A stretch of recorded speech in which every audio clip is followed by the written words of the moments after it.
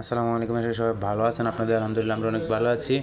তো অনেক দিন পর আবার নতুন একটা ভিডিও নিয়ে আসলাম। আসলে বর্তমানে বাইরের পরিস্থিতিটা আপনাদেরকে দেখানোর জন্য, বাইরে কতটা রোদের তাপমাত্রা সেটা অনুভব করার জন্য আজকে আমি বাইরে গিয়েছিলাম।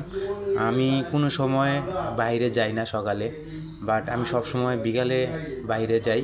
তা আজকে শুধু এই ভিডিওটা করার জন্য আমি অভিজ্ঞতাটা নেওয়ার জন্য বাইরে গিয়েছিলাম যে রোদের তাপমাত্রাটা কীরকম লাগে।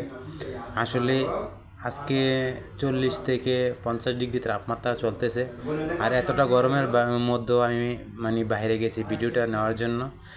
আর এতটা গরম হবে আমি কখনো কল্পনা করতে পারিনি, কল্পনার বাইরে। আমার গায়ে যে গেঞ্জিটা ছিল ওই গেঞ্জিটা সহকার ভিজে পানি পড়তেছে, এরকম একটা অবস্থা। আর বাইরে এতটা গরম আমি আগে কখনো এরকম গরম ফেস করি নাই। তো আমি হাঁটতেছি আর আমার শরীরে বাইরে বাইরে পানি পড়তেছে, এতটা গরম। প্রবাসে আসলে যারা বলেন যে প্রবাসে আসলে অনেক সুখ শান্তি, তারা আসলে আসলে বুঝতে পারবেন, না আসলে বুঝতে পারবেন না।